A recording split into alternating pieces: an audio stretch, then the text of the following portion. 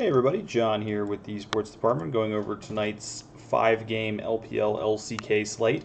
And there's some fun ones on here for sure, and we're really starting to get to crunch time of the leagues. So we're going to have some more playoff talk here because there's always some very interesting implications these days as far as playoff stuff goes. So for the first matchup, we have Top Esports at minus 500. They're 11-2 on the season, going up against RNG plus 325, 6-7 on the season. Looking at their playoff motivations, Top Esports is very motivated. They need to get top 2. They're right now sitting behind both Invictus and JDG, which I think is not something that people foresaw coming into this season. Top was looking like the best team in the world early in this season. Now they're going to be fighting to try to get that top 2 spot, so this is an important game for them. On the other side of the coin, Royal, this is must-win for them. They're sitting at 6-7.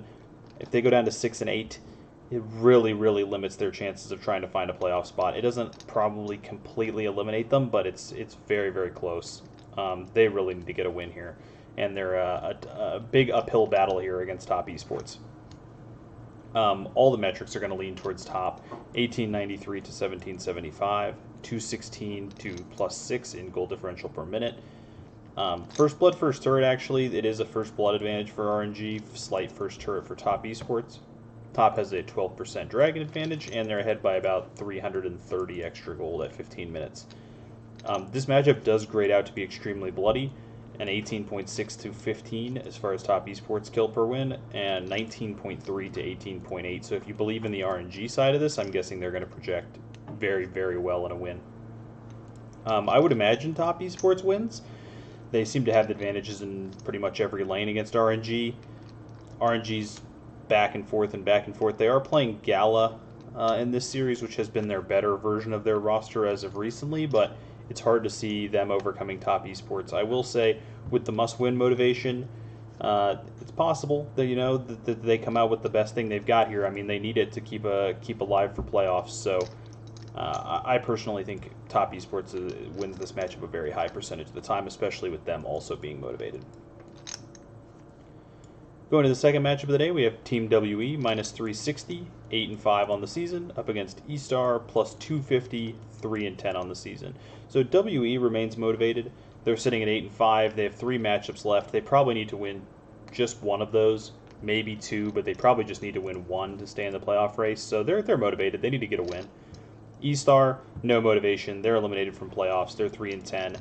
I want to point out, though, E-Star is probably the biggest underperformance versus their stats of maybe any team in any league. Like, their stats are actually very good. 1746 is pretty good. See, it's like not very far off of where Team WE is at. They have like a 52 dragon percentage, which is pretty solid. A 60-69 in first blood, first turret. They have an advantage at 15 minutes. Like, their stats are just pretty good. And they haven't been able to find just almost any wins. And the thing is, they just haven't closed games. E-Stars had so many games where they were ahead at 15 minutes, at 20 minutes, and they just had an impossible time closing games. You have to lean WE for this one. I think 360 actually might be a little heavy on the money line there, but you have to lean WE decently on this one. I will say this is a conundrum when it comes to KPW DPL. WE has not been super bloody recently in the last like 3 or 4 weeks. They haven't been super bloody at all, despite being really bloody early in the season. But E-Star gives up some of the most points of almost any team, so I'm interested where the projections are going to come up on this one. I would expect WE to win this matchup a decent amount of the time. E-Star, like I said, has had a real problem in the like 15 to 25 minute range of games, and that's where WE is at their best. So it definitely feels like WE very likely to take this matchup for me. E-Star is playing Y4. Oh no, sorry, that's in the next matchup. E-Star made some change. Oh, they're playing CJJ in the top lane instead of Zhao Bai. So mixing that up a little bit, I don't think it's going to be a difference maker as far as this matchup goes. Third matchup in the LPL, JDG minus 230, 12-2 on the season, against Victory 5 plus 165, 9-4 on the season. So JDG motivated because they need to stay in the top 2, and they do have a 3-horse race here with Top Esports, so they definitely want to keep picking up wins. They are on an 11-win streak, just looking absolutely fantastic. Victory 5, on the other hand, they're also motivated because they need to try to pass Suning and get up into the top 4, and I think that's realistic for them as well. I think they could definitely pass Suning. That said, uh, Victory 5 has not looked as good to me in the last like 2 or 3 weeks. Feels like teams are starting to figure them out a little bit. And I definitely lean JDG pretty heavily in this matchup. Looking at the stats, 1872 gold per minute for JDG to 1807 for Victory 5, plus 174 to plus 99. First blood, first turret, it's a first blood advantage for JDG, a first turret advantage for Victory 5. The dragon percentages are very close at 56 to 55, and at 15 minutes, JDG is only plus 321, Victory 5 plus 930. So I will say, JDG is probably the best team in the whole world between about 17 and 27 minutes, and that is kind of Victory 5's more of a snowballing team. So they could win this matchup. If they can get a lead early, I could see them snowballing a game on JDG. I could see them winning the series, but realistically, I think JDG is a pretty big favorite. JDG looking like arguably the best team in the whole world right now. So it's hard to ever really be against them. JDG has also been one of the bloodiest teams in the world, and their 18.5 to Victory 5's 18 tells me that they'll be looking probably pretty solid in a win. We'll have to look at the projections, but Victory 5, on the other hand, only a 15.4 kill per win, and JDG's DPL is actually kind of low for a team that's as bloody as they are when they win. So Victory 5 maybe not even a great option as an underdog, given that their scoring might not really be there. That said, I mean, you got to think if JDG loses games. They haven't lost a lot of games this season, 9, so this might be an inaccurate representation. I would think they're going to give up some points if they do lose. But JDG I like quite a bit. WE I like quite a bit. Top Esports I like quite a bit. 3 good options there. I think WE is my least favorite of the LPL options, but we'll see when we get to the projections for sure. Going to the LCK. Damwon Gaming, minus 2,500. They're 10-2 on the season. HLE, plus 850. They are 1-11 on the season.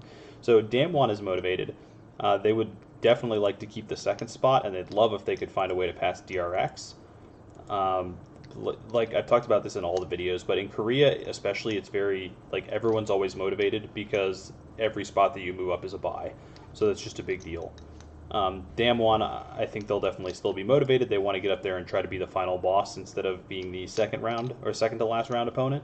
HLE, on the other hand, no motivation whatsoever. They are 1-11, 5-23 in games on the season. No reason to even discuss stats in this one. Damwon Gaming blows them out of the water in every metric. But the kill per win, 18.7 to the 15.5 death per loss of HLE. The problem with this matchup, so Damwon will project pretty good. The problem with this matchup is, does Damwon just run them over and just win these games in like 24 minutes and really limit their scoring and limit their kill participation? The highest kill participation fights are the ones that come like after 20 minutes when everyone is there and everyone's ready to fight. In the earlier game, when there's like ganking lanes or when it's just a quick skirmish in the jungle, the kill participation can be pretty low. So if you're looking for high scoring, a lot of the time you want games that are going to involve a lot of big 5 versus 5 team fights. Damwon Gaming may not need 5 versus 5 team fights at all to beat HLE. I mean, if we go by averages, they're going to be up 4,000 gold at 15 minutes. Those games are going to end pretty quick and may not involve a whole ton of team fighting. So I'm at least considering fading off of Damwon a little bit just because I think they might just run this matchup over a little bit too easily. But they're definitely playable as a favorite. Their expectation is pretty good. And going to T1, minus 575, 8-4 on the season, versus Sandbox, plus 345, 6-7 on the season. So T1 is one of the only teams in the whole LCK that's like, or that's in the playoffs that's not really that motivated. They would love to make a little bit of a run here, but I think they're kind of locked into 4th. I don't think they're going to pass DRX, Damwon, or Gen G. I don't think they're going to fall below Afrika. So they're kind of just locked into 4th. So they're like the only team that's kind of low motivation that's in the top 5 right now. Sandbox, they're highly motivated. They're 6-7. If they want to try to make the playoffs, they need to pass Afrika. A win here would be huge for that. They have 5 games left, so they have a chance to pass Afrika here if they put in some work. And I'm sure they're really going to want to. I kind of like Sandbox as a possible dog in this spot. We also don't know with T1 if they're going to keep playing closer or if they're going to bring Faker back. I think for the projections today, I put closer in there, because their last series was against KT, which is a pretty serious series, like Telecom Wars, and if they played closer in that series, it stands to reason that they would keep playing him. They are kind of, like I say, low motivation, so they can afford to take like risks and try some stuff out and play some subs and do stuff like that. It's possible they just did that for one series and then they're going to go back to Faker. It's kind of hard to say, but I think Sandbox is a reasonable underdog in this spot. That said, when you look at the stats, it's not necessarily true statistically. 1849 to 1714 in gold per minute, plus 144 to minus 72. T1 with a better first blood, but Sandbox with a better first turret. 7% dragon advantage to T1. And at 15 minutes, T1 is about plus 430, with Sandbox being minus 655. Bloodiness wise, 16.7 expectation, or 16.7 kill per win for T1, with a 17.1 death per loss for Sandbox. That's pretty good for the LCK, especially being in the mid 16s. So T1's playable. If you wanted to try to get a sneaky pivot, you could try playing T1 instead of Damwon, since Damwon's matchup's so much easier, and I think T1 will have to battle for this. Especially if T1's playing closer, that'll probably reduce their ownership even more. So you could get sneaky with some T1. I could see T1 being a kind of an interesting little sneak play on a slate like this. Let's try to have a look at the ownerships here. We got RNG versus Top. We got WE versus E-Star. We've got Victory 5 versus JDG. We've got HLE versus Damwon. And Sandbox versus T1. So HLE is clearly going to be the lowest owned team on the slate. I don't think that's really debatable. I wouldn't be surprised at all to see Sandbox be the second lowest owned team on the slate. I think a lot of the underdogs on this slate are going to be pretty lowly owned. Sandbox might actually be a little bit higher. We might see a team like RNG or E-Star be lower. I think it would have to be RNG. RNG might be here. I don't think people are going to want to play against Top Esports, even though they've been struggling recently. So I'll give Sandbox a slight extra due. They're not going to be highly owned, but they could be a little bit higher owned than that. Probably E-Star comes in next. They've let so many people down this season. They've just lost so many slates for so many people. They've been in so many good spots where they end up losing. I'd not be surprised at all to see them be super low owned like that. T1 probably comes in here. I don't think people are going to be looking to target T1 on this slate. Victory 5, I would guess, comes in right there. The highest owned of the underdogs. People like Victory 5, and they do have some motivation to win this match, so that seems reasonable. These four is tough about where people are going to want to go on these four. I think Damwon's going to be pretty highly owned. They've scored super well historically. People love targeting against E-Star as well. So I guess probably JDG comes here, because people might be on Victory 5, which is going to take some ownership away. Maybe WE. I wouldn't be surprised to see Damwon be the highest owned team on the slate. What's the pricing like? Oh my gosh, there's so many people that are not playing that are in the pool for this. What's the pricing like? So Damwon's the most expensive, followed by Top. So they're going to kind of cut into each other a little bit.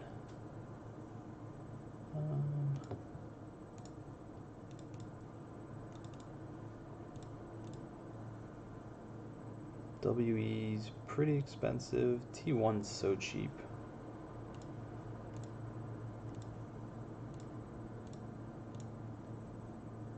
WE with the most expensive 80 carry, actually. Very interesting pricing, actually. It's a little bit variant as far as like who's the most expensive. Top Esports looks kind of underpriced at a lot of these positions versus their contemporaries, so I think I might put Top as the top-owned team and Damwon in second.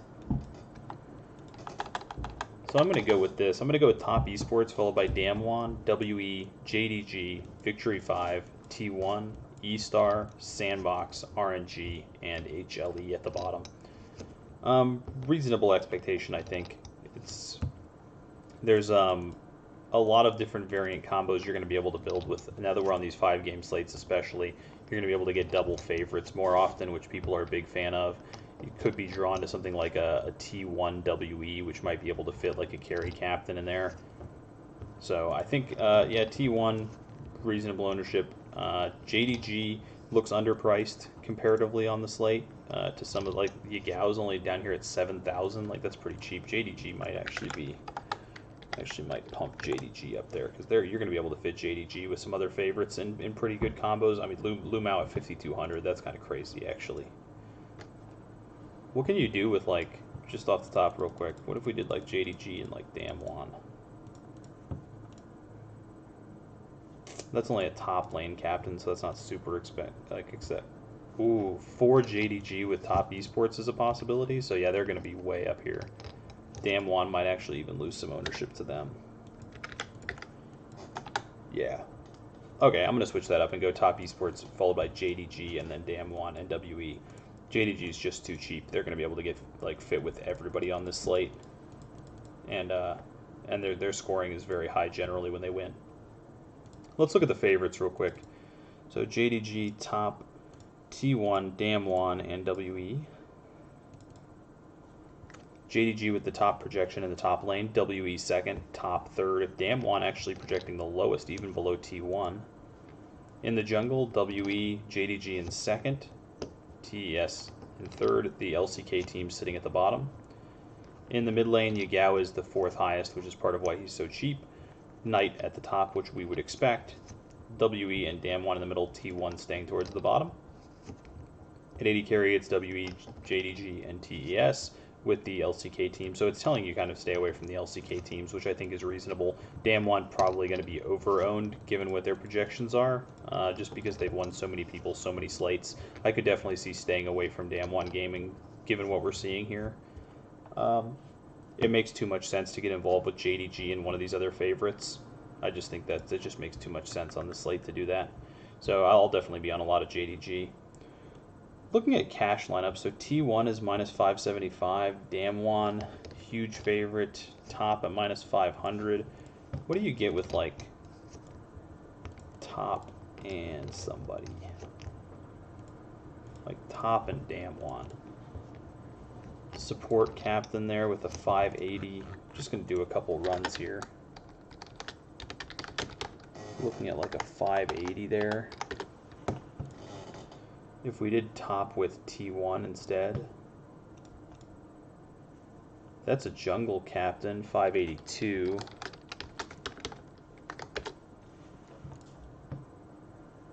Now, one thing that's going to throw us off, well, before we do that, let's just have a look like what's top in WE. 598. What about WE and Damwon? 585, so no reason to really look at that. 592 with WE and T1. So here's where the problem's going to come in. So I think like top and WE makes a lot of sense. 598, I think the upside there is good, and I think both those teams are extremely likely to win. The problem is what JDG is going to do to this. 621 when you do JDG and top. 626 when you do JDG and WE. That's what's going to really throw us off here. 605 with Damwon, 612 with T1. So basically, if you play JDG, you just get a massive bump in your expectation. Even though they're not as nearly as big of a favorite as everyone else, they just give you a massive bump in expectation when you play them. I'm starting to think that JDG might honestly be the highest owned team on the slate. The more that I start generating these lineups, they just fit too well with everybody. It might end up being JDG as the highest owned team. But I do think they're going to lose some of their ownership to V5, so maybe not. But they're going to be super highly owned. I think, honestly, I would take the risk, and I would just play JDG and top esports in cash, personally. You get an 80 carry captain out of it. JDG, I think, is almost definitely going to be Victory 5. Obviously, you know, come shoot me when I'm wrong, but it definitely feels like they're going to be Victory 5 from what we've seen out of those few teams in the last few weeks. Really hard to avoid the fact that you're getting the best support in the world at 5,200. I just don't know how you get away from playing JDG, even though they're a smaller favorite. The upside's just too big. So I'm gonna be on JDG, cash, GPP. I'm gonna be on them all over the place. But that's it for me on this slate, guys. I got to get back to watching some more LEC, see how that all goes down, and then we got some MMA this afternoon and some LCS this afternoon. So some interesting stuff coming up. I will talk to you guys later. Hit me up as usual if you need any help with anything, and I'll talk to you then.